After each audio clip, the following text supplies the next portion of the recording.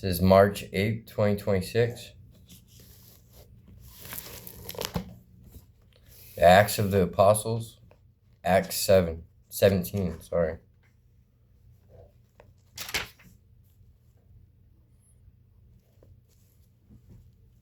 This is Paul's missionary journey.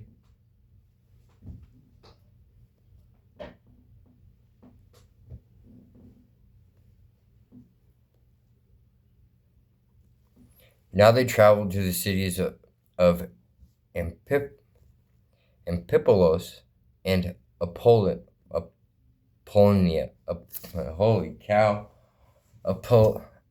Apollonia, and came to Thessalonica, where there was a Jewish synagogue, as was Paul's custom.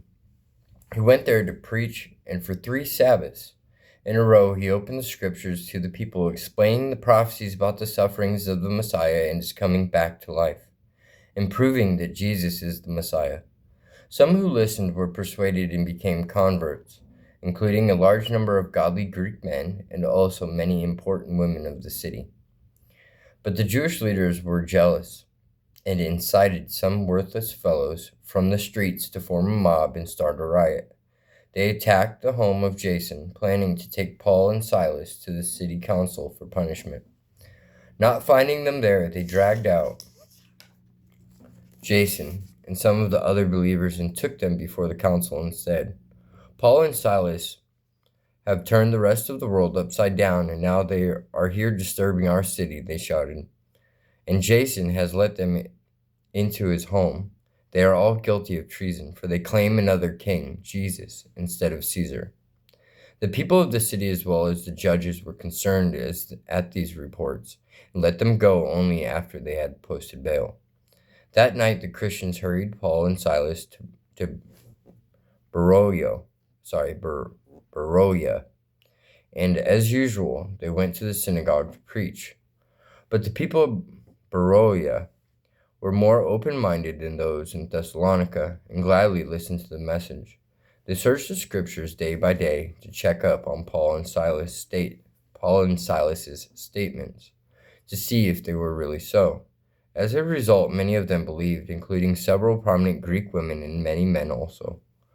But when the Jews in Thessalonica learned that Paul was preaching in Beroia, they went over and stirred up trouble. The believers acted at once, sending Paul on to the coast, while Silas and Timothy remained behind. Those accompanying Paul went on with him to Athens and then returned to Beroia with a message for Silas and Timothy to hurry and join him.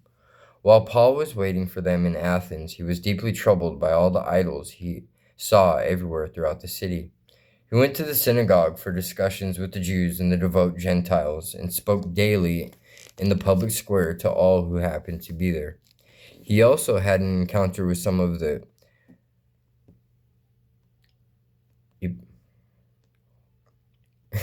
Jeez Louise, this Bible.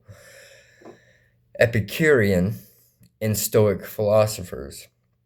Their reaction when he told them about Jesus and his resurrection was, "He's a dreamer," or "He's pushing some foreign religion." But they invited him to the forum at Mars Hill. "Come and tell us more about this new religion," they said, "for you are saying some rather startling things, and we want to hear more."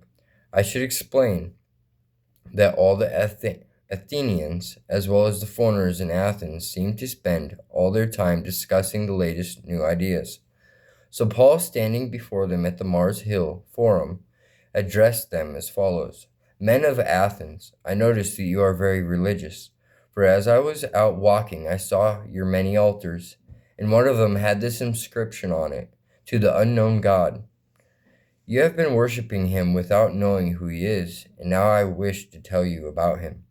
He made the world and everything in it, and since he is Lord of heaven and earth, he doesn't live in man-made temples, and human hands can't minister to his needs, for he has no needs. He himself gives life and breath to everything, and satisfies every need there is. He created all the people of the world from one man, Adam, and scattered the nations across the face of the earth. He decided beforehand which should rise and fall, and when. He determined their boundaries. His purpose in all of this is that they should seek after God, and perhaps feel their way toward Him and find Him, though He is not far from any of us. For in Him we live and move and are. As one of your own poets says it, we are the sons of God. If this is true, we shouldn't think of God as an idol made by men from gold or silver or chipped from stone.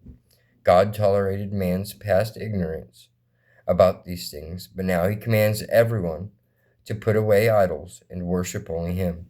For He has set a day for justly judging the world by the man He has appointed, and has pointed him out by bringing him back to life again.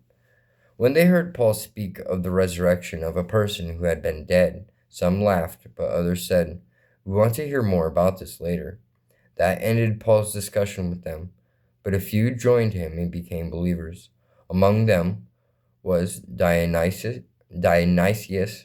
a member of the city council, and a woman named Damaris, and others.